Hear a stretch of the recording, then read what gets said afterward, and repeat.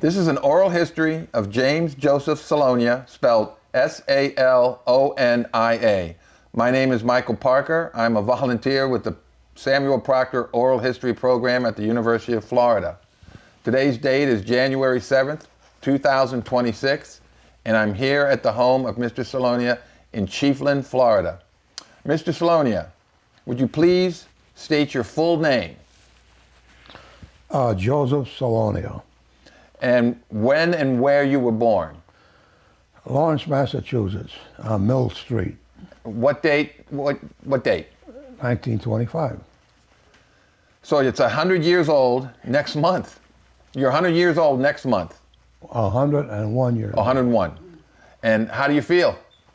I feel fine. Good. When I'm sitting down, but my back is killing me. All right.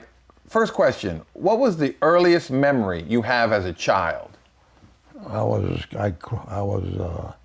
probably just a few months old. I remember crawling under a bed, and that's it. All right. So you lived through the Depression as a child. Would you please share any memories you may have while you were going through the Depression? Oh, there's quite a few. I mean, there's stories, you know. I mean, we were born and we went on living on Ferry Street, and then we started going out. You know, we're getting older. We started going out and looking at the street and like adventures. You know, it was big adventures. You know, we were explorers for kids. You know. Did you have a tough time growing up in the Depression? No, not really, because we didn't know what the heck was going on. You know, as one Puerto Rican kid said in New York, "What's a depression?" They're living in it. They were living in it. You see, and you get accustomed to what you grow up with. Did you have plenty of food and shelter? Yeah, but like I say, my father was always going crazy trying to find us a place to live. We moved 9 times, and most of the time we lived by the river there, as you see my portrait over there.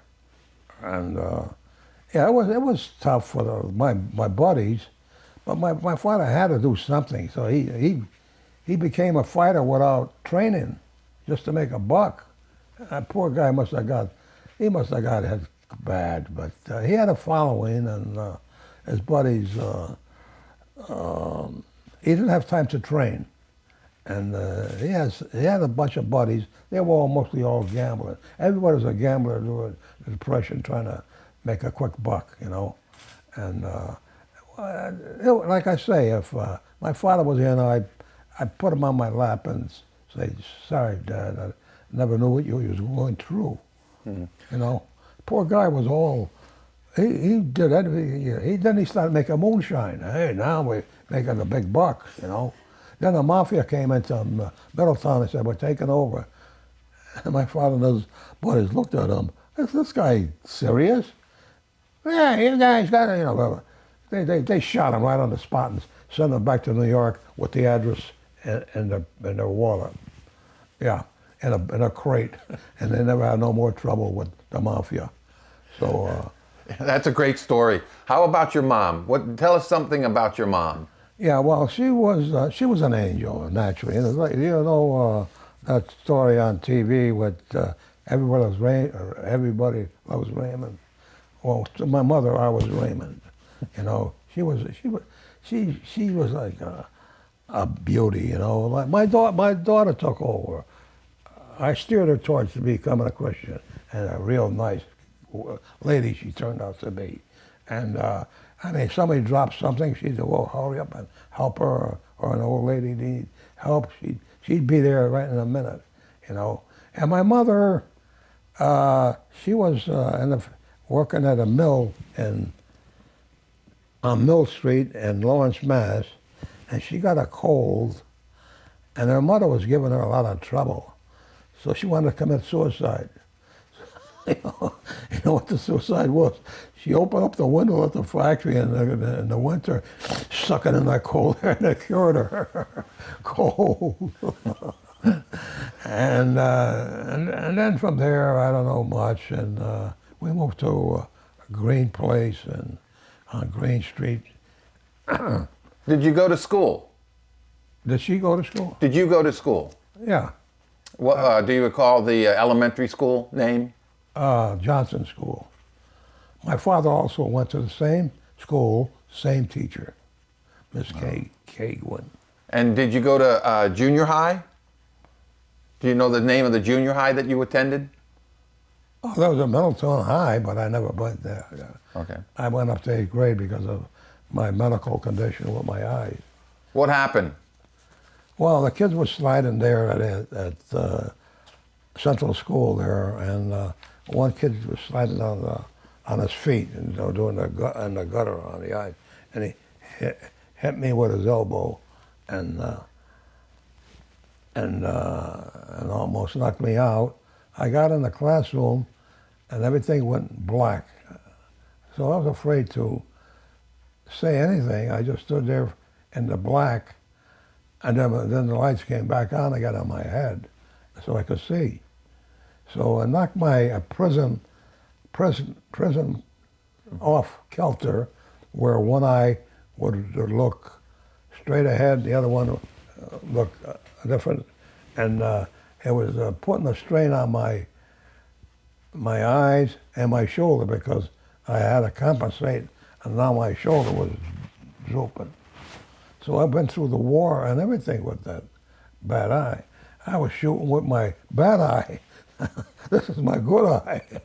And because of the prison, and otherwise when I looked up, I see in one plane, I see two. See?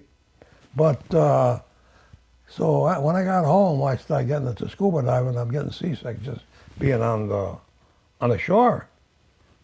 And I realized I got to check my eyes. So I checked it. And the obstetrician said, "How the heck did you ever survive so long?" He says, "That's like you were carrying a 50-pound bag of cement on your shoulder, to compensate." And I was having a hard time. That's why I never went to high school. So instead of going to high school, did you work instead? Did you work? Oh, yeah. I went to work. Went to work at, they call it the Bellamose, Hartford Rand Company up in north of Cromwell, Connecticut, Rocky Hill. And I used to hitchhike there to go to work. Unbelievable. And What were you working, what was the name of the company that you were working with for the Hartford war? Rand Company. Okay. Hartford. They made nylon. They were, there was a big vat and the water running down and yeah, they had bobbins there that collected the rayon and spools. Then I worked on the spool machines where they collected put the rayon from one bobbin to another. And so I worked on that. And Where were you working on December 7th, 1941? where was I? I was at the Capitol Theater in Middletown, Connecticut, the Adorno Capitol Theater. I think we're related to them somehow, but I was just a kid. I didn't pay much attention because we were always with them, And I was watching Sergeant York on the screen, and all of a sudden the lights come on, and they announced that there was, I think it was 3 o'clock in the afternoon. They announced the attack on Pearl Harbor.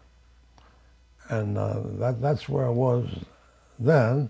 And then everybody's all mad and everybody stopped. And like I said, Italians are the most dedicated people for America. And we all start signing up, but we're all too young anyway. So it was, you know, so anyway, we all went home and everybody's talking about it, and they're all going to sign up, and some guys were getting a little bit too ahead of themselves. Oh, now the war's it's 2 weeks. So 2 weeks. But see, everybody's all we knew was Hollywood wars, and we got sucked in by that. You know, the wars aren't like that. You know, because even the Army manual. I had friends of me that were in the tank crews. The new guy would come in, the new officer would come in and say, "We're going to go by the book." They took the book out of it and they threw it out of the tank. Because the only way you know war is you have to experience it.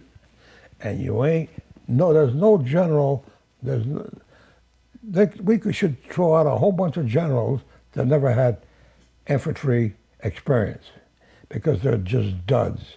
Because they'll go on a table and they'll use us as toy soldiers. Oh, we'll do this, we'll do that.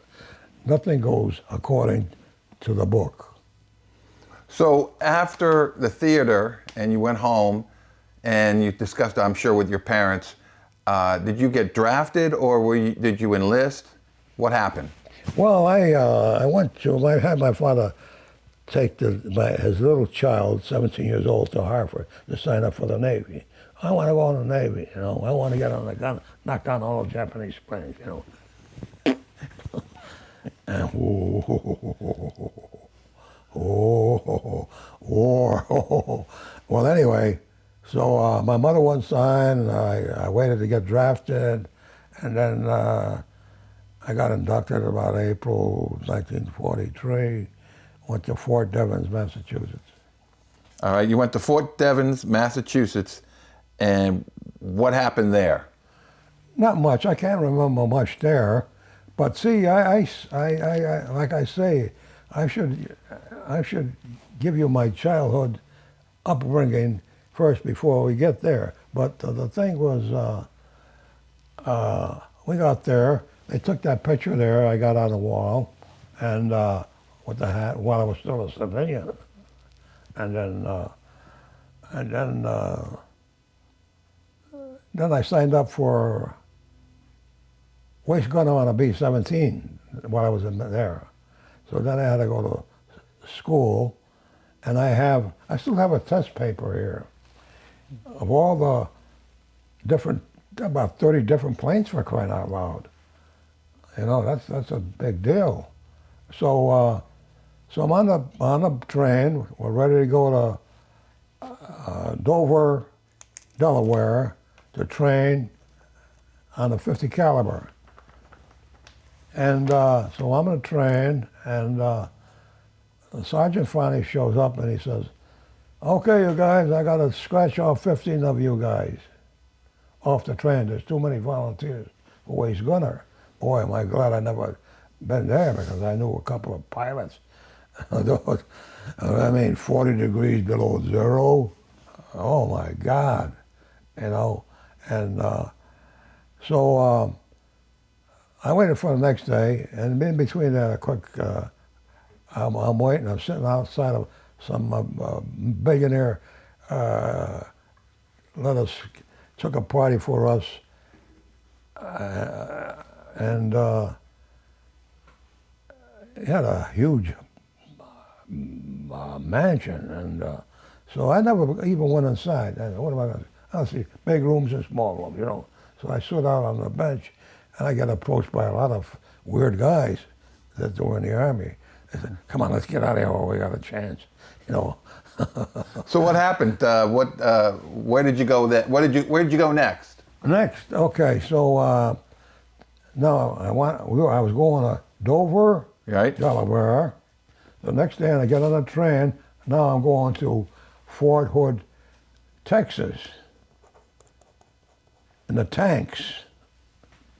And at Fort Hood, they trained special forces, which I did, demolition, which I did, and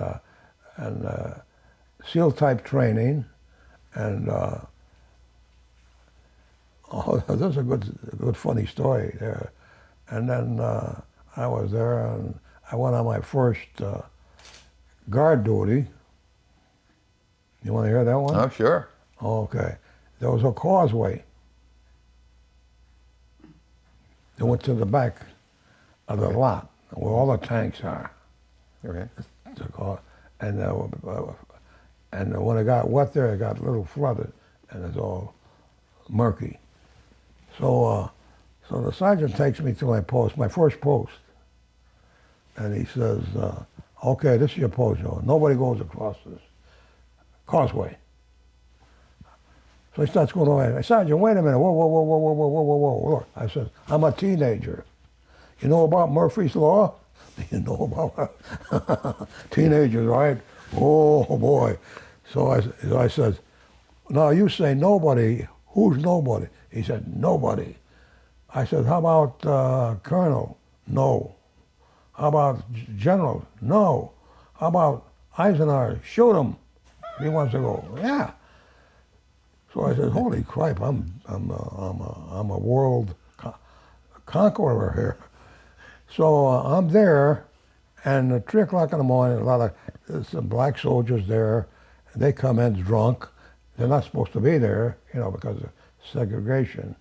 And so he goes through, and then to make a long story short, here comes a command car.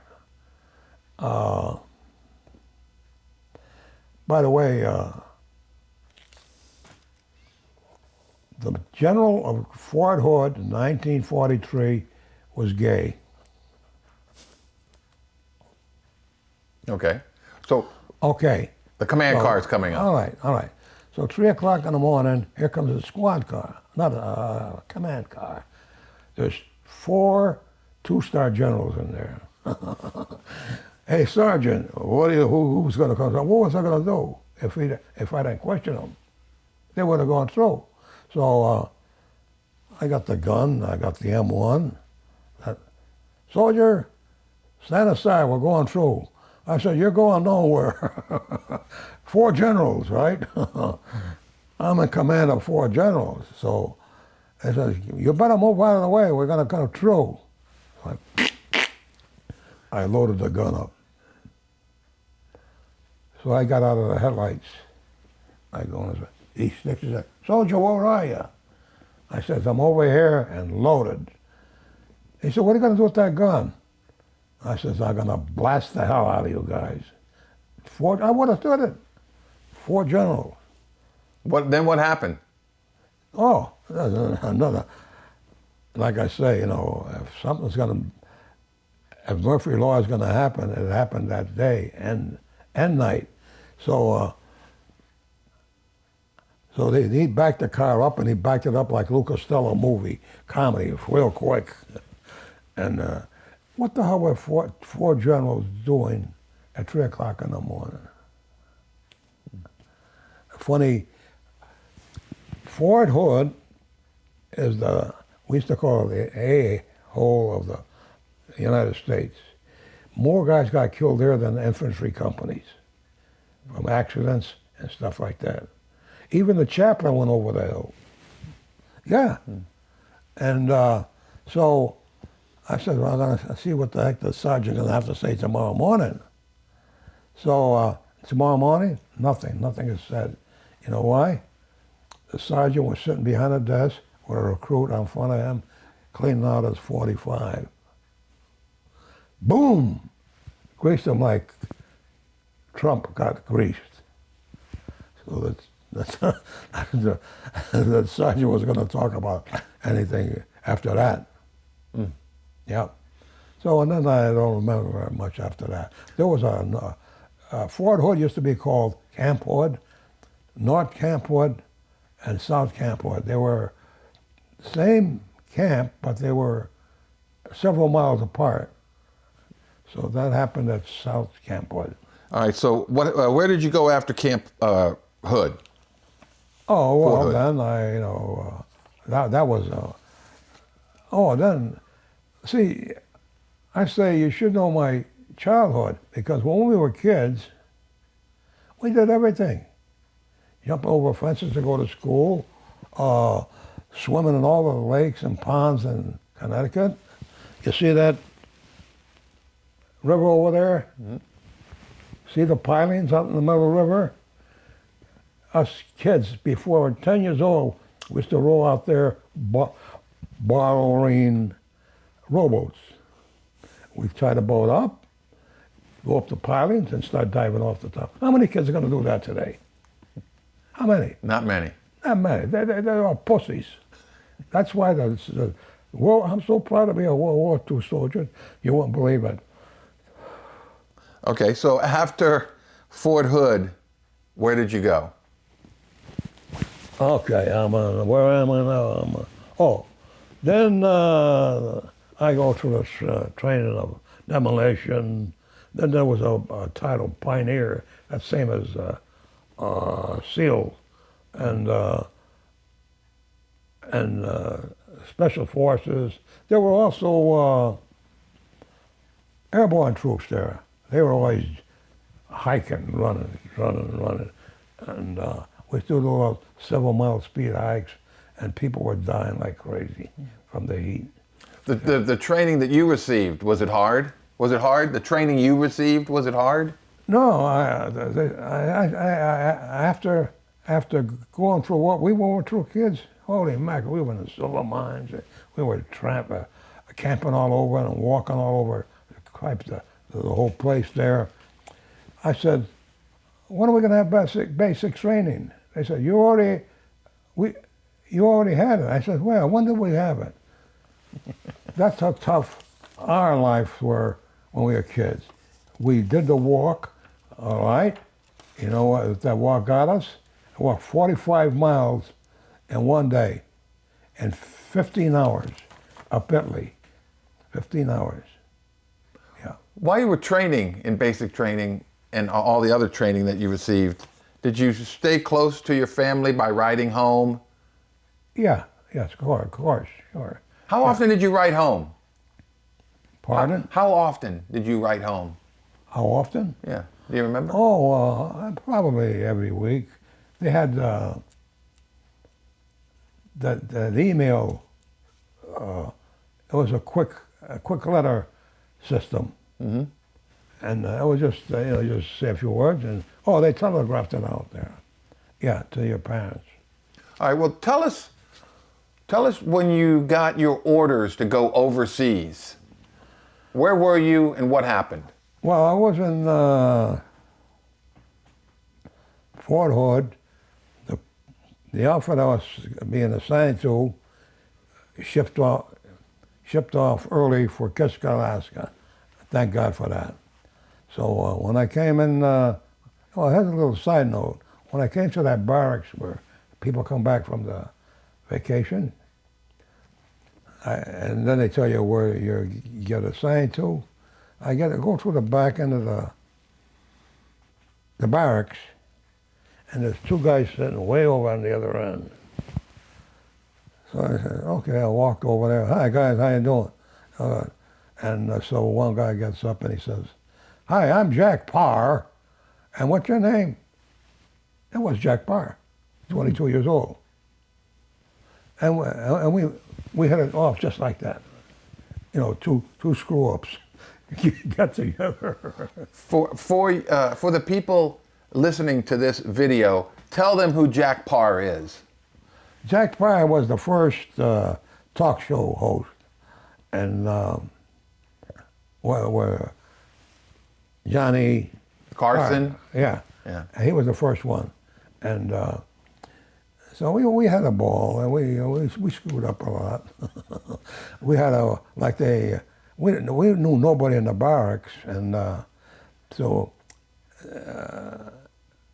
every night at 5 o'clock they'd have they call it a special name. You march around the track with the band and everything. So Jack and I said, "What the hell is this bull crap?" So there's a bus used to come by, a GI bus. So we used to sneak out and go on the bus and go to L.A. All right, well, tell us about where you were when you got the orders to go overseas. Okay, yeah, okay, so we got transferred to Camp Adair, Oregon, and I was assigned to an anti-tank 57 millimeter gun because I was a master gunner on anti-tanks. And the 91st was the last of the pony soldiers. They came into Camp Adair from camp with their horses, and they mechanized as soon as they got to Camp Adair. So then, How do you spell that? Camp Adair? Adair, something like that. Okay. Yeah. All right. So the 91st was the 91st showed up while you were there. Was it 90? The 91st showed up while you were there. No, yeah, they were already there. Okay. So I got assigned to them, and then I said, okay, we're gonna ship up to Newport News, Virginia. I said, oh boy, I gotta grab a seat, but with a big window so I could see America. You know, sitting down. I was thinking of getting popcorn and all that stuff. Yeah. So we got on the. I should have told him I was a sergeant then, because the sergeant comes in on a train. We brought our own kitchen, and he says, "You are a KP. You are now part of the kitchen." I had to get up at 5 o'clock in the morning. I got so mad, I telling officers off and everything. I cut my thumb on the peeling potatoes, and that ruined my life because I want to sit by the window and look at America. And is this on is that on a train or a plane? Is it on Train? Train. No, no So plane. No, it was no plane. Okay. So I mean, if there was jets, I mean, Jack Parr and I would still be buddies. Yeah. All right. So you drove on the train all the way to Virginia. Yeah. Okay. Then what happened? Oh, so we come to Kentucky, the train. They needed about a couple of little extra locomotives to bring us up these hills. Mm-hmm. And then we stopped, and there was a hill, all fires. There was about must have been about 25, 30 fires. They were doing something. So the only thing I could figure out was they were making coke. You know, the coke is cooked, and it comes out very light, but it ignites quickly, I guess. So then all the young girls that come up on the train, and all the guys said, you know, okay, I'll give you my number. You write me, will you? Okay. And everybody's getting pen pals from the girls. Nice. And they were all talk about poverty. I mean, ripped dresses. So we're on the train. The girls are giving numbers out. You have pen pals. Yeah. Then where did you went to Virginia? But the thing I like to mention is, wow, was it poverty? Wow. Yeah. I mean, they looked like heck. I mean, Kentucky. Oh, that was terrible. It was so bad. You still remember that? Oh, yes. Okay. All right. So what happened when you got to Virginia? Okay, we got Virginia. We got on a boat, John Smith Liberty ship, troop ship, and I have a photo somewhere here. I was looking for it. It's K Company, and it shows them all on the bunks, one on top of another. They went up about, quite from here to the ceiling. So they're like a bunch of sardines. And that coincidentally, that picture was taken, and that's the picture of the company that got wiped out by a machine gun and artillery fire. K Company. And you can see them, they're all young guys, and their bunks, smiling. And this boat, the John Smith Liberty ship, it went to Africa from Virginia? Yeah. So we got on the boat, and 12 miles out, you go to the canteen, you could buy candy bar for 5 cents. You could buy a carton of cigarettes for 45 cents, you know, because we were on a 12-mile limit. Yeah. And then a year later, they were selling a carton of cigarettes in Marseille, France for $45. How much? 45 bucks. Wow. Cigarettes were worth their weight in gold. And that's where my 5-loaf miracle comes in. Okay, let me hear it. You want to hear it? Yes. Okay. So we're approaching Rome. I got to tell you a lot of stuff I predicted. Hey, before we get into that, let's talk about when you got to Africa. Let's talk about when you got to Africa. What happened? Well, Africa was taken. So we did a lot of rehearsals at the beach and shooting at all the Sherman tanks that were knocked out in Iran. One area had about 10 of them. That German 88, all I had to do was put a crosshairs on it at a mile off and pull the trigger, bada boom. A mile and a half a second, that armor-piercing shell goes. It's about a 30, 40-pound armor-piercing shell, hard steel. My friend Larry Boozer from Meriden, he was my good buddy. He told me he saw 2 Sherman tanks knocked out with one 88 armor-piercing tank. And he says, if there was a third one, would have knocked out 3. That thing, I had a dream about it last month, and it was so vivid, I was shaking in my dream, you know, real. I'm in the tank, and I'm going to be in line for the 88. You know, you got that 88, like those people in Taiwan, just find all those 88s, China will never make it. They're a powerful gun, unbelievable. So at this time while you're in Africa and you see those tanks, you're assigned to Company E, Yeah. 361st Infantry Regiment, 91st Infantry Division. What happens now? What happened? What's happening? What's going on? What the tanks knocked out? Or? No, with your company E. What were you doing? Well, we were making landings, you know, and we come to the, okay, the Mediterranean Sea is really rough, like the Atlantic Ocean, when you get there. So we're on this Liberty ship, and we're going to get into the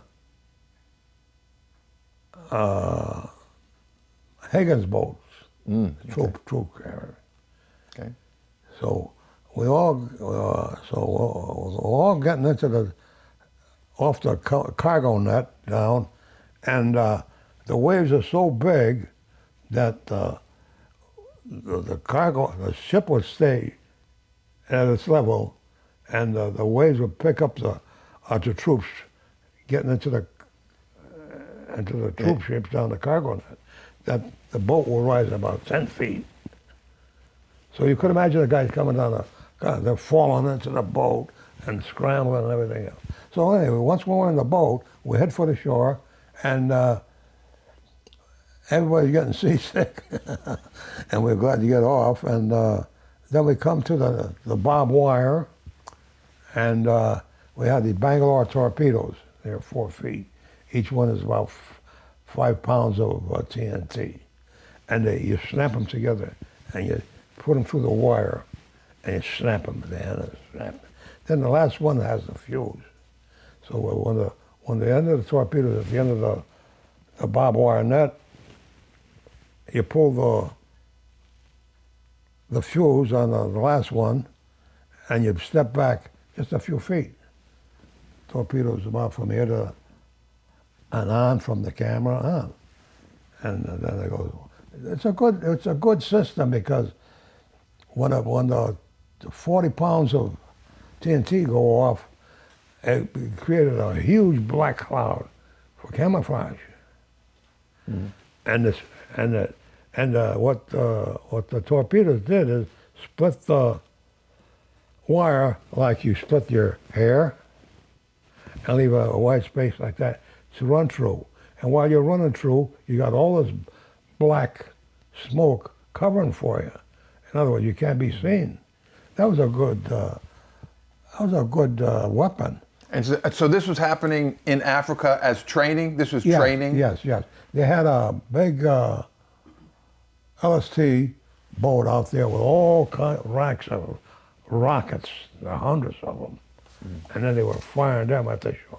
Bada boom, boom, boom, boom, boom, boom, boom, boom, boom, boom. So you got a lot of practice knowing what was going to happen when you got into real wartime. Oh, yeah.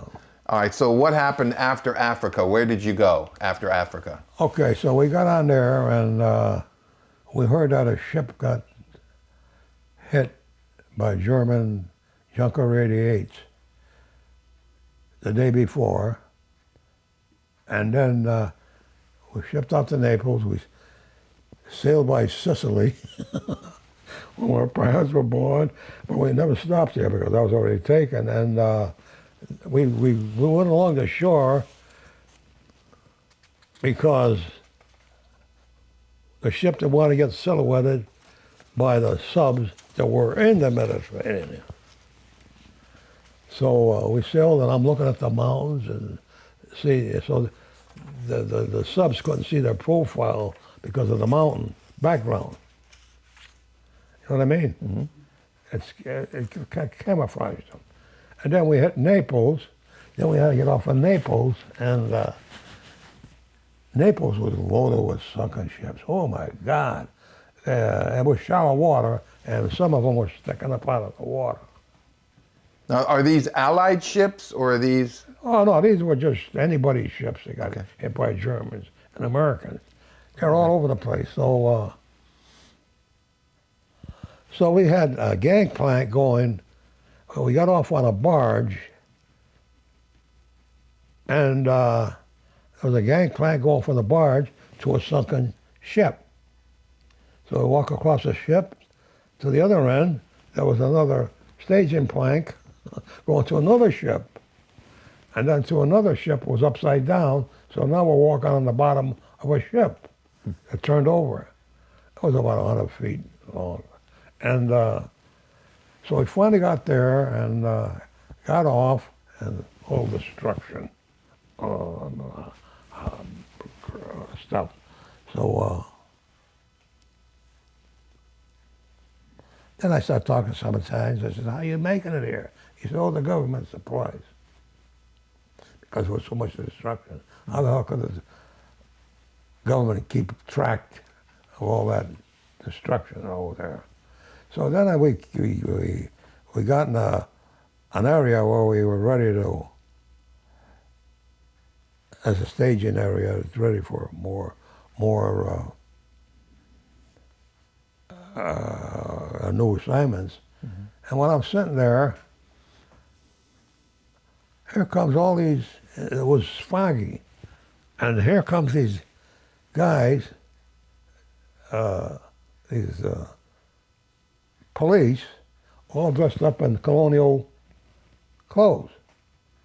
They had up on like a hat and everything, and the old flintlocks. I said, what the hell am I getting? What, warped in time here or what? And they, through the fog especially, whoa. So it was the police. Before they go on duty, they gather there, and then they're out directing traffic in these colonial clothes, uniforms, and rifles. And to give us some color there in Naples. So I'm sitting there, and some young girl was walking, and she's looking over all those GIs.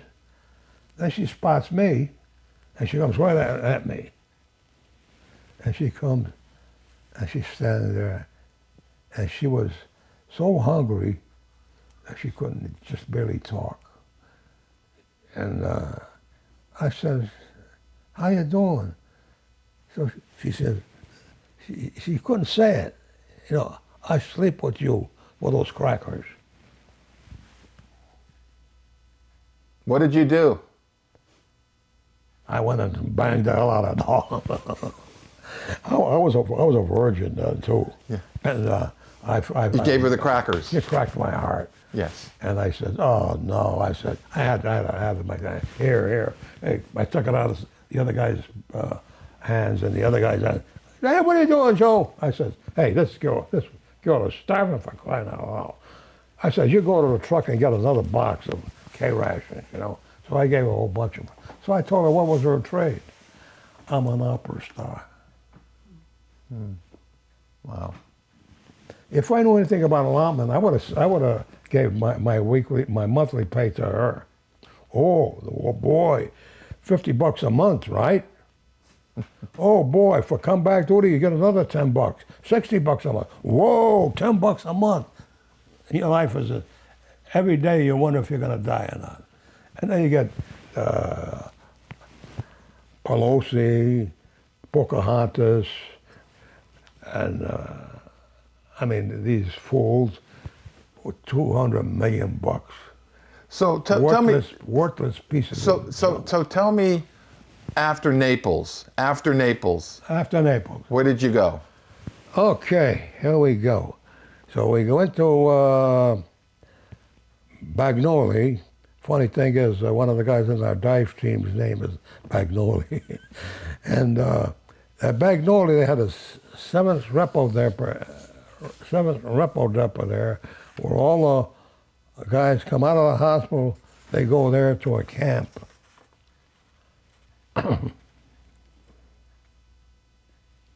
And wait to be called for replacement in the infantry. So well, anyway, and by there was this camp here, and so we stood there for a while. Then we got loaded up on a LST troop carrier, and we shuffled off to Buffalo. I mean, Anzio. And then we got there. We unloaded. A lot of boom, boom, booms going on, and artillery. Was the boom, boom, booms going off way in the distance, or were kind of close? Yeah, in the distance, yeah. Okay. Well, see, when they first landed at Anzio, nobody knows anything but me, because my friend Larry Booza was the first one to land at Anzio. And the reason for that was, before you make a landing, all the troop ships and all the troop carriers go circle around out in the ocean until they get orders to come in. And before you go in, you have to bombard the shore. So Larry's going around, his troop carrier is going round and round, and bumps into a cruiser, a United States cruiser. Start taking in water. So the captain says, put the metal to the pedal and race for shore. And they just about made it. And the doors opened up and Larry's tank comes out. Now, that is not out. So now that he's out, they're going to worry about the bombardment that's to come, because he's the only one on Anzio. So he finds a unoccupied bunker, and he parks the tank behind the bunker to avoid the bombardment that's to come. So when it's over, tank goes over and he goes in 9 miles with his tank with no opposition until he sees a German on a motorcycle. So he gave him the machine gun, and the German went over on the bank. That was the first day. And another guy got in a Jeep. He went all the way to Rome with no opposition. In other words, everything behind Monte Cassino, where the big battles were going on, there was nobody. No Germans, nothing. We could have crossed, we could have took Italy, we could have surrounded a German army at Monte Cristo. So when you arrived, what was going on? When you landed, what did you do? Okay, so we started getting off. So I get off. There's a guy there, anxious to know what he says, you guys got the secret weapon? I said, what secret weapon? I think I know what he was talking about. It's a 57 millimeter. That's the one I was supposed to be handling. 1.5 miles a second. Think Okay. about that. Yeah. That thing had a wallop, whammo. And I see, you said what was going on. Okay. So we get off, and I'm talking to this guy, and then after we unloaded, they started loading up the LST with the day's bodies. Mm. And they couldn't bury him at Anzio. They tried it, but the Germans see heads sticking up, and they shoved it out of it. So they had to take the bodies to Sicily and Africa for burial. Mm. So that's where they are. And So what happened next? What did you? What did okay, what did that? Okay. your company? Yeah. What did your company do next? Yeah. Okay. So we. So Larry's killing that guy on a motorcycle, as the story comes later, when I came in almost 4 months later through no man's land, mummified bodies, and this guy on a motorcycle, rotting away on a motorcycle. I saw the guy that Larry killed almost 4 months later. He's on a motorcycle, rotting away. So we had a line at 3 o'clock in the morning. Everything was lit up by artillery fire. And I was wondering why people were puting. We had one single line on one side of the road. And I what are all these guys puting about? And did you see that? And I said, I saw the motorcycle. But it's kind of hard to see. You know, it looked like I saw some bones, you know. And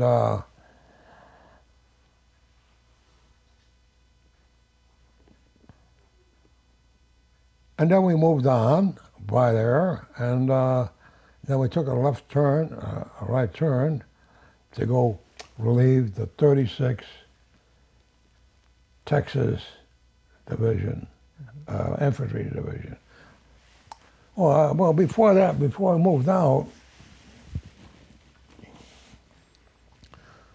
we had a couple of railroad shells go over us, 1-ton shells. They shot them from Rome to Anzio, 30 miles. But when they went over, I'm trying to listen for the explosion. I mean, you could have heard them from 50 miles for crying out loud, a 1-ton shell. And they must have fallen to the ocean because I never heard the explosion from them, two of them. They make a sound exactly like a freight train coming through town, blowing its horn. I mean, real loud. And then Talk about where you were then, and talk about up to the point where you got wounded.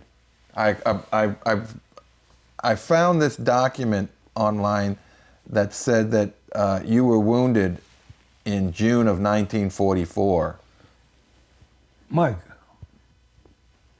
can you hand me that the plastic bag? Yeah. This.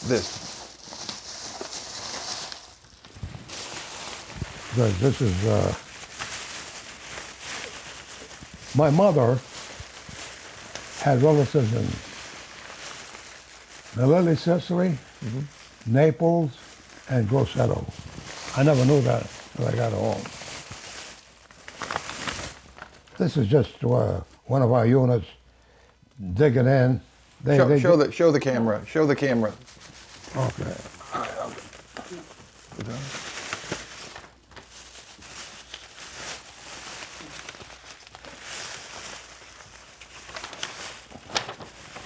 Okay. Hope this doesn't take too long.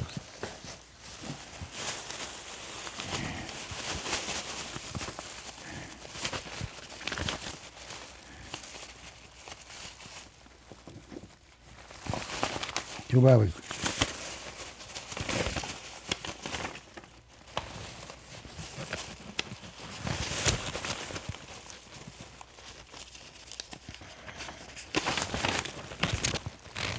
What's this picture of? That's me and Ernie. We just got out of the hospital, and we went to Magnolia, that town I was talking about. And you are on the right? Pardon? Are you on the right? Is that I'm you on the here? Left. You're yeah. on the left? Yeah. You're the taller one. Okay. Yeah. Oh, yeah.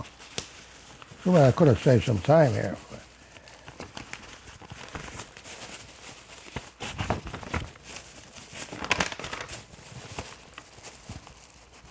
Want to hold on to that a minute? That's be interesting. Boy, this is gonna. Okay, here we go. That's what I was looking for.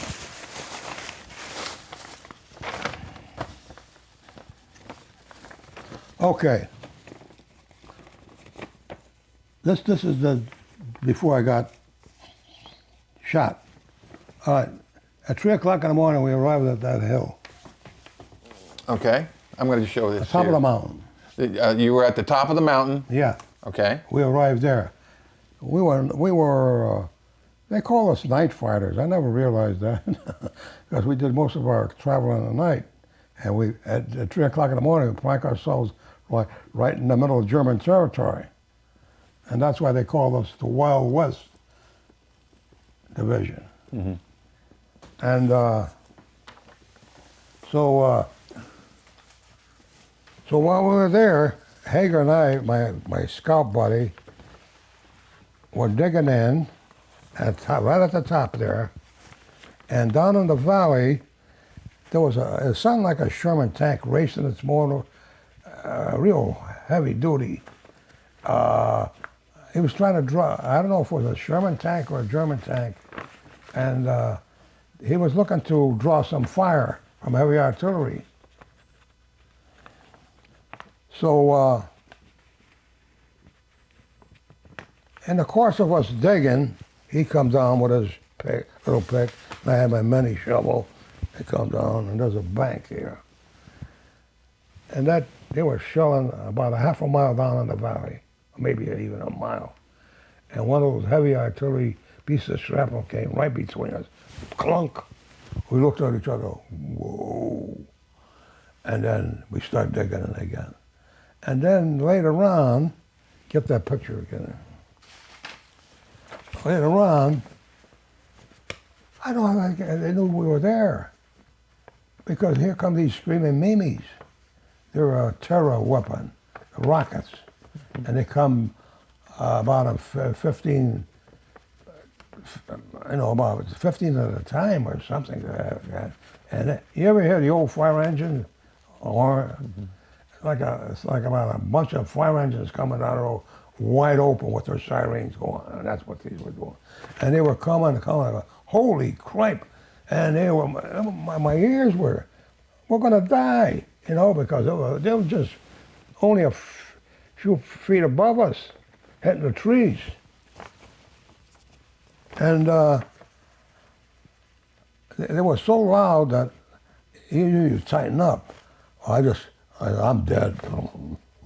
And they just hit the top of the mountain and came down, and is there stairs here?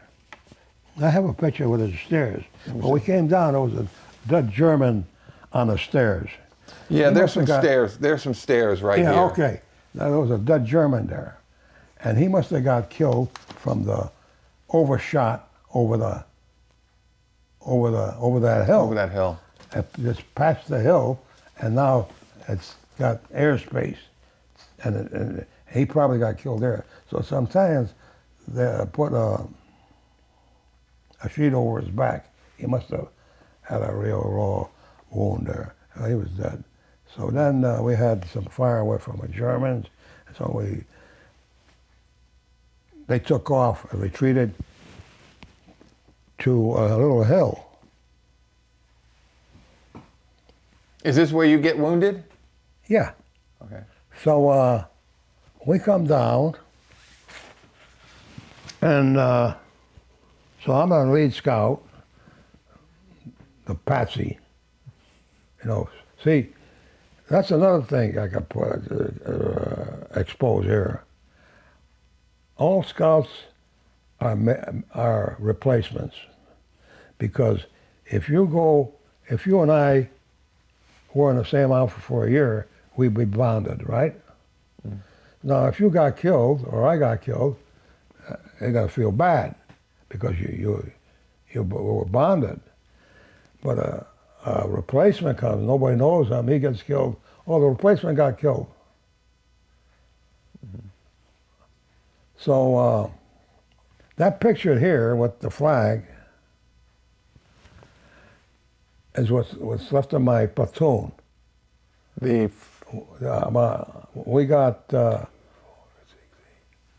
all got wounded, about half the platoon.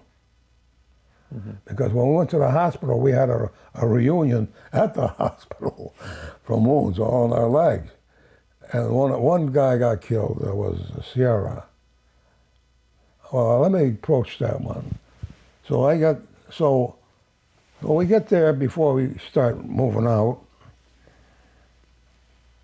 And said, okay, so yeah, move out. I said, move out where? Across the open field? The Germans are right there. They're waiting for us. That's where they retreated to. I said, what the hell are you talking about? So meanwhile, the machine gunner is always looking for the top man. So he sees me waving my hands at the lieutenant, calling him an idiot and all that stuff. And I said, there's a trench there, 7 feet deep. We don't have to crouch or anything. I says, let's go that parallel to where we're going, under cover. I said, move out. I said, I'm not moving on until we go through the ditch. It might be full of booby traps. I says, I'll take my chances with the booby trap than being out in an open field. See, this is a politically correct idiot. He's going by the book. Okay, what happened?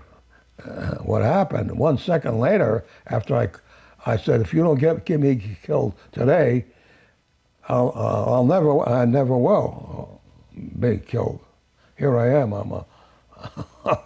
So anyway, as soon as I said that, bingo, they opened up on me. But bing, bing, bing, bing, bing, bing, bing, bing, bing, pack, pack, pack, pack, pack. I finally figured out the different noise. Pack, pack, pack is the bullets breaking the sound barrier. Pack, pack, pack, pack, pack, pack, pack, pack, like firecrackers going off. Bing, bing, bing, wee, wee, are the slower ones, whirring, you know. And so I get hit in both legs, and I already had that. See, this is what I want to bring up when I was first started this. Everybody was always telling me, Joe, you worry too much. You think too much. So you got hit twice. Is that true? Mm-hmm. So you got hit twice? Yeah. I had a bullet go through my upper thigh, through my leg, and hit this one through my wallet. I had the wallet with the bullet hole in it, gave it to my kids. Gone, you know. Yeah. So you go down onto the ground. Oh yeah, so it wasn't too bad, but What did it feel like? What did it feel like?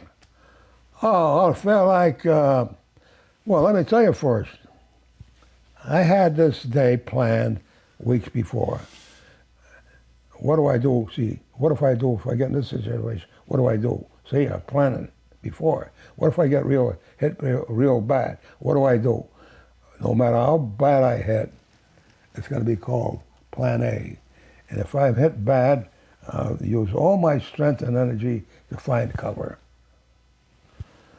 So as soon as I said that, bang, bang, bang, bang, I felt like a crowbar went through both legs, cold crowbar. And then a couple of seconds later, the cold crowbar got red hot. I went, ooh and ah. It was so pain, but I took it. I'm a tough guy. Okay. So now I'm on the ground. I'm looking at the dirt. Plan A. Whoa, Plan A. See? I already had it planned. So I see Lawrence there. He's a tall guy there, but he's not that tall. He just standing on a rock. He was about 60 feet, 60 feet from me. Yeah, go ahead. So he's about 60 feet away from me. So both my legs are dead. No movement at all. So, so I said, Lawrence, is there a hole there? I don't know if he knew I was hit or not. He didn't say nothing. He just says it. Right where I didn't see his feet, so I know he was in a little hole. And he took off. He left it for me. So to get there, I had to do the breaststroke on dirt. I'm scraping my chest and stuff. I got a piece of bullet here. I had a shovel shot off. And so I'm heading for the hole. He's there. And we got a machine gun fire, artillery fire coming in. As I come to where he was, with my legs flopping behind me, because I didn't know that until we got to the hospital when Hager told me, he saw me walk and he couldn't believe it because he saw my legs bounce behind me. And so I come to the hole. It was only about that wide and only that deep. So I got to it and I rolled into it. Boom. And I'm this way. So then I look up again. My leg is still up on top of the hole. I grabbed it all, pull my leg in two. And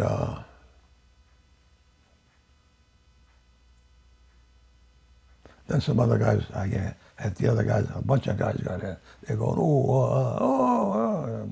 Mona, Tucker, Hunter. He got hit.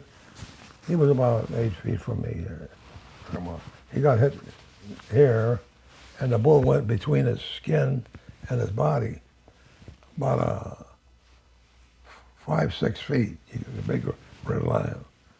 I had a deer in Maine and New Hampshire, and I had a Mauser, and I hit him, and he came down, and I hit him in the same effect. From his shoulder all the way across his back was a big red line where the bullets traveled, so you could see the path he went to. So that's what happened with to Hunter. And then Tucker got shot in the hand.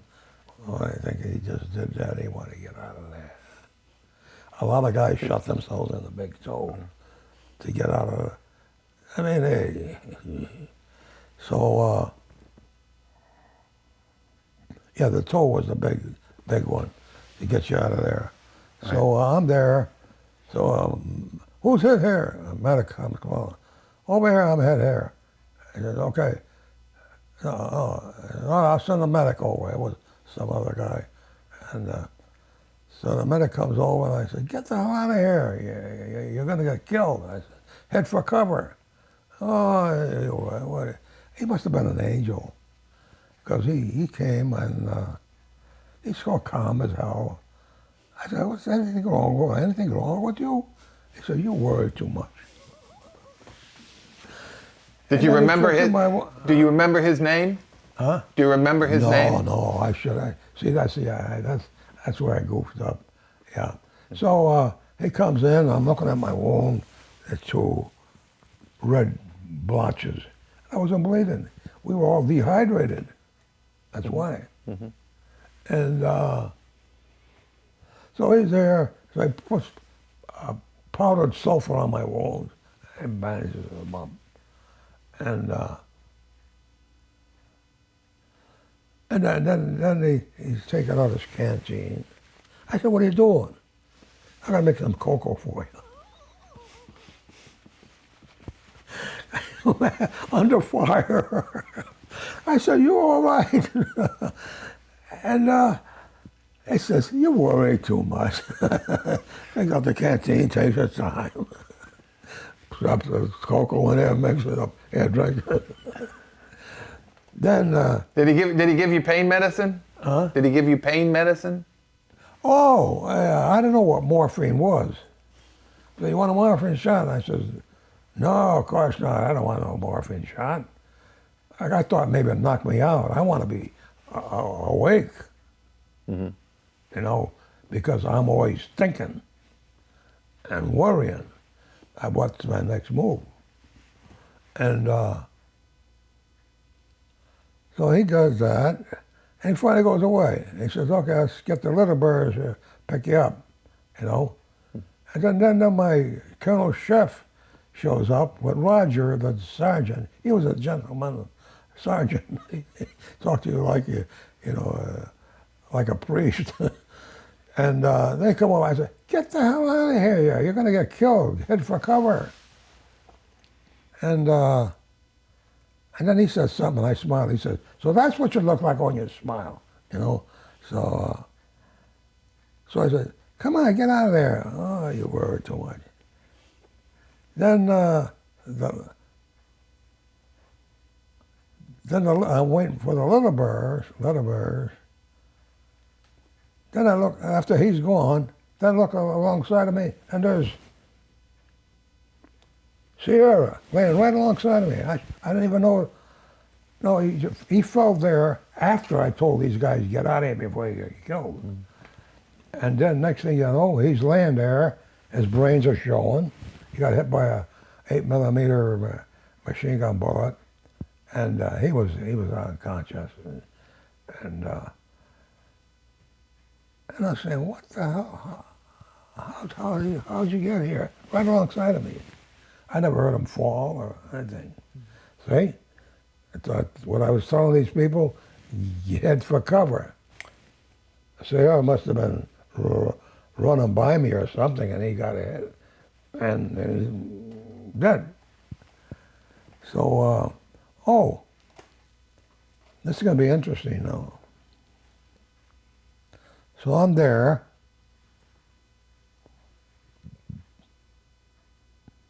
Then a German tank is up the road. Well, I could barely see him. So he stops. That's good.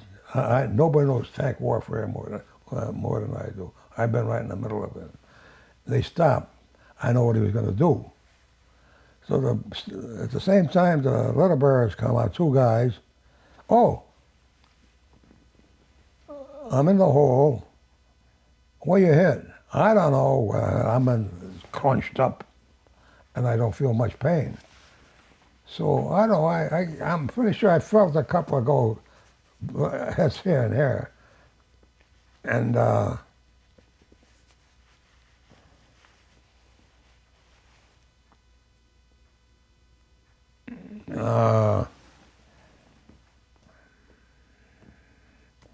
and then he started cutting my. That's just what I want to say. So he started cutting my pants, looking for some more wounds. Got bullet burns, my leg, and now I'm naked from here down because he's looking for wounds. Now I'm naked in the middle of a battle, and I just want to put that. I just want to put that in there. So then I said, they come. I said, pick up Sierra first.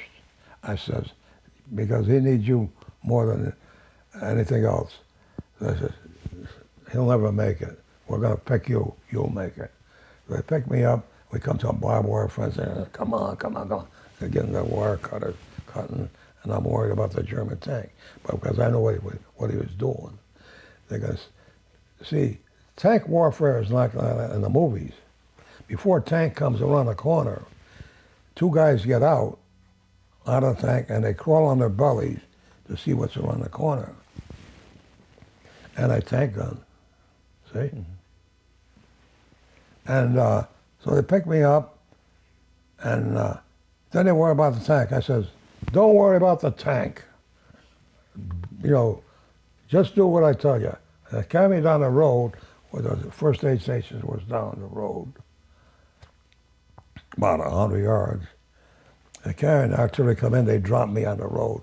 I roll off the stretcher, the lower you get, the less you get shrapnel. So they go and they picked me up and they put me back on the stretcher after it slows down. Then I said, okay, this is what we're going to do. I'm the commander here on the stretcher. I said, let's go in the woods parallel to the road to get to the first aid station. Okay, that's good. And that worked out good. So I said, don't worry about the German tank.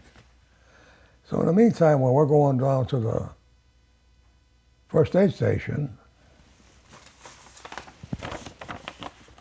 it's not there. Okay. And it was a store. And as they carried me in, I see a sign, Chocolate. It must have been a candy store, but there was no stock in there. But it had rafters, log rafters, so it had to be a real ancient store. And then there was a counter like that, right in front of me. I see a carrying beam. Now I'm thinking, I'm worrying. So they bring me in, they lay me by the door, and then here comes Sierra on a stretcher, all gauze on his head. They laid him right across by me. And I just looked at him, you little poor son of a gun. And I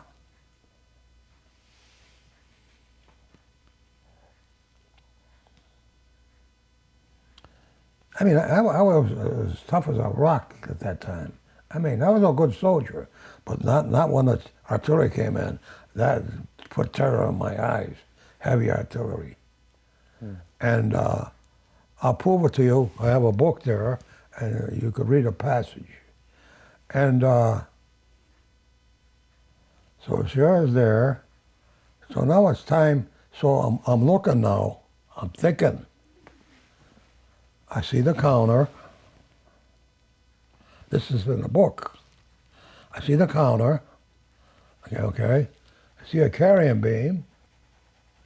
There was no ceiling, just rafters. I think, all right, we're getting the heavy artillery now. This building's going to come down. So I look up at the carrying beam, and I visualize it, the whole thing coming down. Carrying beam goes down, holds up the roof, lands on the counter, and keeps us, they're all scattered all over, all wounded. You had to tiptoe through all the bodies of the wounded. So, okay, so the so-called medics, they were getting upset because so many wounded and people crying and stuff. And they had K rations. So I said, hey, look, guys, I haven't eaten for a couple of days. So they gave me the K ration. They were too upset to eat them anyway. And here's Sierra, he's dying. Didn't bother me a bit. But I mean, it's just a matter of how you position yourself in your mind to avoid all this crybaby stuff. So that's why I said I was a real good soldier, but I didn't want to die. Because I was a leader of my, I didn't want no responsibility, and here I was giving orders to my platoon over my lieutenant. And so I ate my K rations, and then I told them, put me by the counter. They put me by the counter. I said, put this guy by the counter, he's nervous. I was thinking, not nervous. I was, So then I'm there, and then the heavy artillery start coming in. You ever hear a thunderstorm when it goes crack, crack? You ever hear that? in a lightning storm, crack, and then the boom comes right after it. Bada boom. I mean, one shell could have knocked that whole building down. So did the doctor get, what happened when the doctor got to you? What did the doctor do? The doctor? Yeah. No, we just started. We had like a mash. Went to a mash. Oh, okay, here we go. So now they're carrying the wounded out to the ambulance. I said, oh, this is great. You get the hell out of here. Right. So they finally picked me up, and another guy, and they put me on the top rack. Now I'm by the driver. I'm here, the driver's there. I'm on his back. Then they got the other guy, and he put him on the other rack on the other side, and then more wounded. So the artillery's coming in, and telling the driver, come on, get us out of here. Come on, quick, quick, quick. Oh, in the meantime, that tank came over and knocked out a Sherman tank next to the first aid station. Right across the road, from here to there. So you're on the Jeep. You're on the Jeep. I don't know what. You're on the Jeep. You said you were on the Jeep. You're on the Jeep, being taken out of the. Yeah, well, I was on the stretcher, and they put it in the ambulance, and then I see the Sherman tank burning, and me and the other guy are noticing that he always jumps out of the truck when a big one's coming in. Where's he gonna go? Probably safer in the ambulance. So him and I were looking at him, and so another one's coming in. I grabbed him right by the collar. Get us out of here! And we both grabbed him. And get us out of here! So he took off. Oh, that was a good thing. So we went by the burning tank, went down the road, and went down to. You see, when they were celebrating in Rome, we were over here, 100 miles. We got a good reputation, 91st Wild West Division. My regiment was 100 miles north of Rome while they were still celebrating in Rome. So where did the ambulance take you? Well, they had a relay system going. He took us down about a mile, and there was a brick building, a small brick building, and they put us in there. Then another ambulance from down the road will pick us up and relay it, because we were, we were all out there. My regiment was out there by ourselves, and I was a lead scout. That's why I know more than anybody. And so then we got there, and then as we got going, the artillery noise was getting less and less. Whew, we both went bingo, hold each other's hands. We survived, And then we went down the road. Then the other one took us to a big field with about a couple of hundred guys wounded, and all the Americans were covered with a brown blanket, and all the Germans were covered with a gray blanket. So they could tell who's who. So we're there, and now we're both crapping with the Germans. And there was one Italian German there, and we were talking, and the guys were saying, you guys, every time you take a prisoner, you strip us of our watches and stuff. So the wise ass Italian says, oh, I wonder where my watch is. But they took his watch, Well, I saved one German's life, and because my lieutenant wanted to shoot him, and he He wanted to give me a railroad watch that was about that big silver one with the glass on both sides. But I didn't take it because I don't want to be captured with any German stuff on me. That was smart. Yeah, and that was why, yeah. And so this another GI took it. I should have took it. No, I shouldn't have, because if I put it in my pocket, that's where the bullet went through. Now, if the bullet hit the watch, where would that bullet be ricocheted to? Maybe back up this way or that way, you know? So did you get taken off of the battlefield by a boat, a big boat? How did you get out of Italy, wounded? No, we walked from Anzio to North Italy. No, I mean when you were in the hospital. Yeah. What happened after you were in the hospital? Oh, I don't know, I was in the hospital. Oh, well, you should hear what I want to say before the hospital. Okay? Mm-hmm.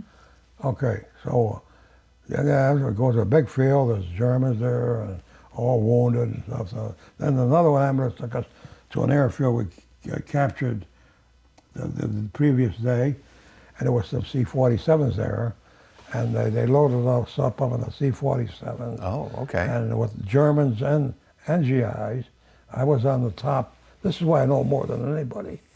I was put on a top rack with a nice big window for me to look out of as we go on 3 miles off the Italian coast on the east side.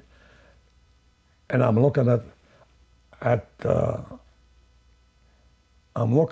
Italian east coast, and I'm looking at the road we came up on, and I'm thinking, I'm on the plane, where's the reinforcements? I don't see nothing. I didn't see any reinforcements for 100 miles. They were all Rome, celebrating the capture of Rome. Oh, and to prove it, I have pictures of one of our companies on the railroad gun and inside the barrel. I got it right there, right on the computer. So where did the plane go? So the plane, so I got on the plane, I'm on the top rack, there's some German prisoner, wounded German prisoners underneath me. And so the plane takes off. I noticed, I don't know if it was tied down, it was his engines, because the field was so small. And it was racing like hell, and then they let it go. I don't know if it had the brakes on or what. So we're flying, and I'm out there looking at the east coast of Italy, about 3 miles out. And I see nothing for 100 miles. We were up to northern Italy all by ourselves. And we had to stop for 4 months to wait for supplies and ammo. How about that stuff? We would have been in Berlin before the Russians, and if we had the ammo and the supplies, we would have been in Berlin before the Russians. And So where did the airplane land? Your airplane land? Naples, Italy, 26 General Hospital. Oh, okay. Yeah. And what happened there to you? Oh, I was still hungry. Okay. How long did you stay in the hospital? Probably, actually, I got hit on June 26th. You mentioned July 26th on something there. And, okay, yeah. So, in the hospital,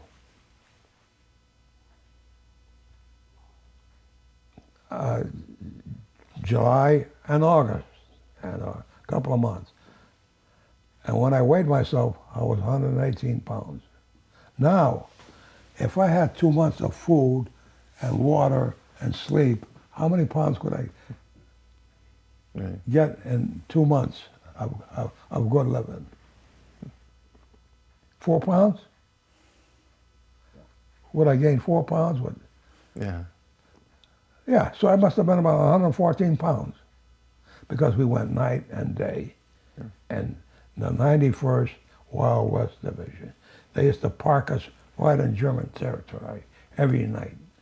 And then the Germans, the Germans used to have a hill, take care of a hill. Then at night, they go down to the houses and sleep.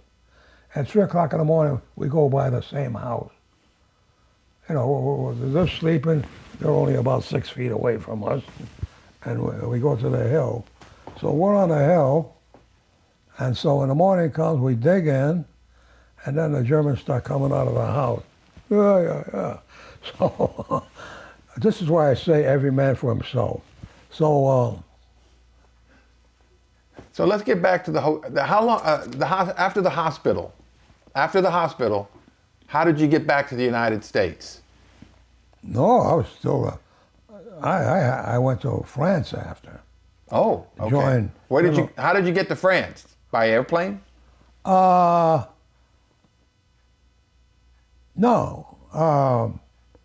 Let's see. I know. We left France on a British ship to come. Oh, okay. Wait a minute. Well, anyway, it had to be a ship. Yeah, a ship. Okay. Because I remember when we hit the docks, they had brand new tanks, and something or other with the buggy wheels. So when you got on the ship, were you still in a bed, or were you better? Was your wound better that you could stand up? Yeah, because when I got to the hospital, my buddy, he was a casualty too. When he saw some guy walked up to our bed, I was Martinez. There's a story for this guy, and some guy from my platoon walked by. I said, "Hey, Joe." I said, "Hey, what's going on?" He said, "All the guys are gathered at Hager's bed in Ward B." I said, "Wow, that's great." You know, so we had a reunion there. We're all there, and that was Hager. Now, what was my point? We were talking about how you were getting back home. You said you got on a boat. Do you remember where the boat went? Where you landed in the United States? Do you know whether your boat? How did you get back? Where did you get back at the United States? Oh, that was when we were in Belgium. Where did you land in the United States?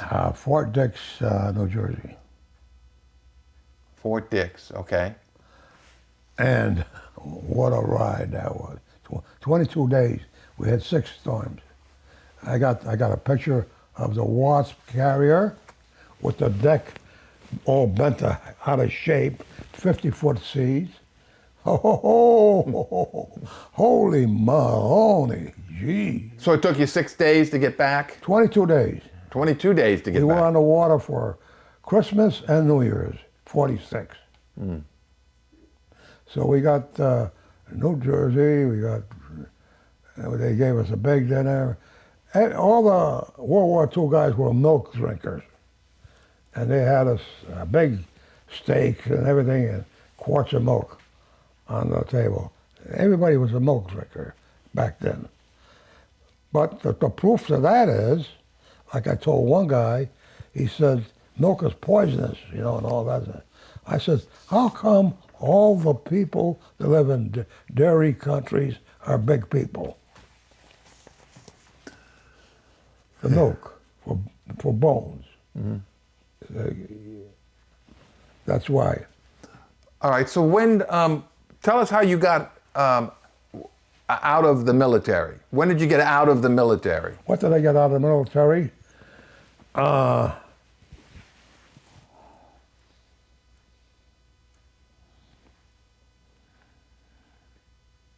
Well, you got to get a lot out of it.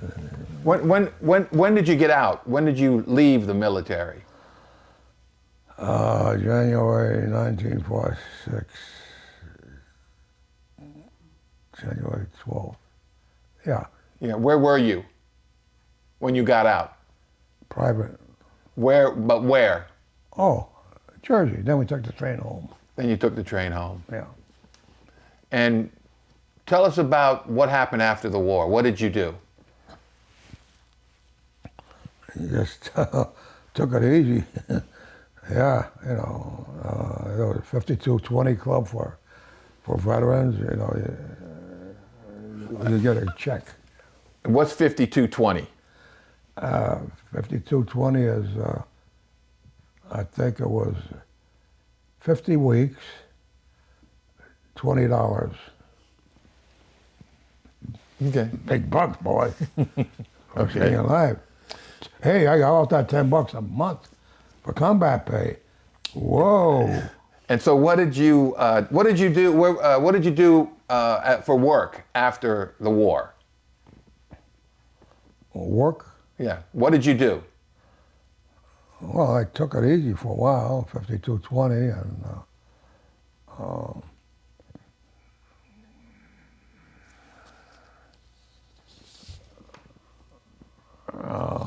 well, you do what you want to do, just hang around and we all met at Joe's, all the veterans that came back from Middletown, we all met at Joe's smoke shop. It was packed with all the veterans. And they were all in heavy duty battles. So. Did you get married? Not right away. I got married in 1950. Yeah. Okay. And did you have any children? I had two girls. I got Brooke and Chris. Okay. Yeah. And when did you get down to Florida? Here in Florida? 2006. Why did you come down to Florida? Why did I come down to Florida? I always think of this big war. So when I was in Connecticut, I said, what would the best place to be if there was a big war? I told my daughter here that passed away. Brooke and I were standing right there. And she's a smart kid, a brilliant kid. She never asked questions. She knew all the questions. And tried on Chris here, question her about anything. And I'll repeat that last one again. I was asking you about your children. You had two children. And then I'm trying to get out of you what you did for a living after World War II with your wife and your children. What did you do? Okay. What was your occupation? Okay. I didn't like stress. That's how you live longer. Don't stay away from stress. But what kept me young and healthy was a lot of spearfishing on the Long Island Sound. Women used to get mad at me. I never knew you was that old. Yeah, because I was in good shape. Now, by going snorkeling and spearfishing, I'm in the Sound. I'm always 3 hours kicking your feet, breathing the ocean air. What's better than that? Is that why you came down to Florida? No. I came down to Florida to get away from the masses, and the safest place in an all-out war would be, as my daughter says, I wouldn't want to be anywhere else but right here. And I came here from the 40-year thought I had that if I'm gonna get out of the big trouble, I want to be right here. And Brooke, smart kid, she says, right here. And that's why I came here, to get away from the masses. Can you imagine in China, Russia, all these high-rise apartment houses, they're all clustered together. And the dozens, high-rises. Imagine all those people. Well, I was going to ask you a question. Oh my God. I was going to ask you about, could you give the future generations some advice about life? Sounds to me like stress. Try to get away from stress is one of your recommendations. All right, let me put it this way. I could have gone on about 5 different businesses without no problem at all. So we were going to buy the Puppy Palace in Murder in Connecticut, a little restaurant. Me and this other guy who was a jerk. And I said, okay, I'll go for it. I got to get a 30-year mortgage. Stress is coming. Stress is coming. I said, what the hell am I doing? I got to get up at 5 o'clock in the morning for 30 years? The heck with that BS. Imagine 5 o'clock in the morning. I get up at 10 o'clock here now. Mm. I sleep when I want. I mean, that's stress. Even when I went treasure dive with people, Joe, you worry too much. If I didn't worry too much, they'd be all dead today. I'll tell you how. And by the way, we forgot about the 5 loaves miracle when we were at Rome. I'd mention that if you want to hear that. Okay. Okay? Yeah. All right, we're in Rome.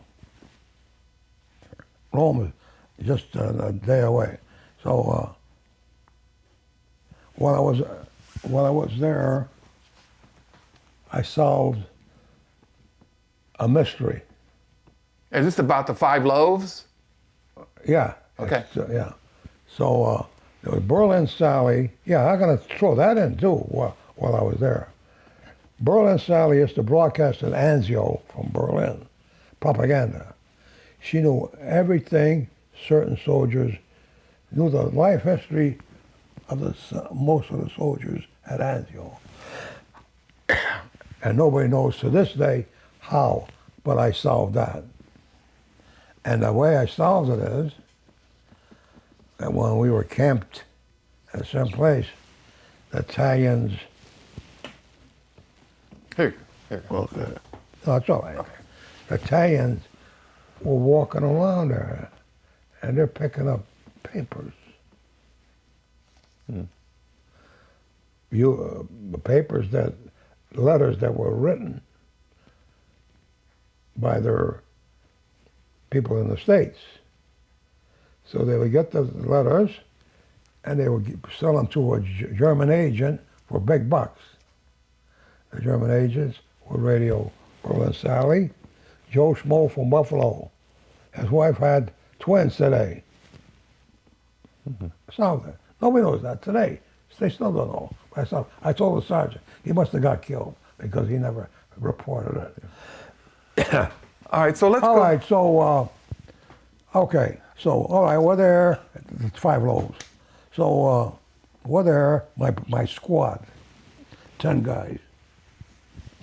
So, we're sitting there. I said, geez, I'm hungry. We got to get something going here. And now here I am, taking over the squad, wheeling and dealing with my 6th sense. So 2 Italians show up, and I said, hey, Paisan, I says, you got any bread? Oh, no bread at all, no bread, no, we don't have no bread. So I looked at my squad, they were all there, I said, you guys heard him, right? You heard him, right? Right? It's got to be my witness. You want to see me get bread? Then a squeaky voice from one of my squad members, a young kid. Well, we were all young kids. He said, hey, Joe, he just told you don't have no bread. Okay, Squeaky, just hang on a bit. So I said, who's got some cigarettes, the K rations, and a pack of 4 cigarettes worth their weight in gold. So Squeaky says, I got one. I said, give it to me. So I go to the squad, I put the cigarettes under those. I said, watch the master at work. That's just what I put it. Hey, Joe, he just told you you don't have no bread. Okay, Squeaky. So here we go. Everybody, up on your toes. Here we go. I go right up to the Italian. Bread for cigarettes. Bada bing, bada boom. They took off. No, without hesitation. So I look over the hill. Where the hell did they go? I don't see no houses or nothing. But they came back with 5 loaves of bread. Long ones. Yeah. Right? So they come and hey, Squeaky, he just told you he don't have any bread. So I get, they bring the bread over. I said, wow, this is great. So I get, I said, gee, too bad we don't have no butter. Squeaky shows up. I said, hey, Joe, will this do? He puts his hand in his pack. You know those big cans of tomatoes, tomato cans? There's about 2 quarts in there or a quart. He had 2 of them loaded with butter. So I got the bayonet and opened up the can and bada boom, bada bing. I got the bing with the bayonet, split them all in half. I said, everybody all set here with the bread? Yeah, I got mine, 5 loaves of bread, 10 guys. 10 guys in the squad. That's a great story. Yeah, that's right. All right, listen. I don't want to wait now. Gee, too bad we don't have no bread. And boy, we got that butter and I put it on that. And it was hot. Warm bread on the top of it. Yeah. All right, let's move back after you've moved down here to Florida. You've gone over your entire life. Could there be some advice for future generations that you might want to give to the future generations of the United States? Well, yeah, of course. You know, it's terrible that families have to break up with divorce. Mm-hmm. I've been to civil dances, and a lot of European ladies were smart to go there because they can meet a lot of guys. And there were Germans, Ukrainians, I mean, you name it, all over the place. And they're all looking for a partner. And the problem is you gotta have family,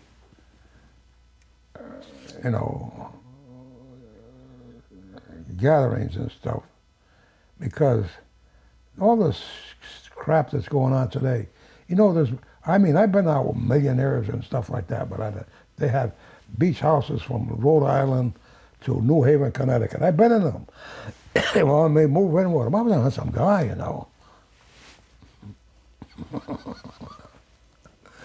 And guess what? All those divorced ladies, they were pleasant women. They were nice. All those rich women. Yeah. They said, Joe, is this too much for you? I said, no. I said, I'm taking you out on a date. I got to pay for the drink and all that. And all those millionaires married sluts. Garbage. That's no way to live. Yeah. All right, I know that we've covered... I mean, you got to have family values in this country, because if you don't have it, nobody's going nowhere.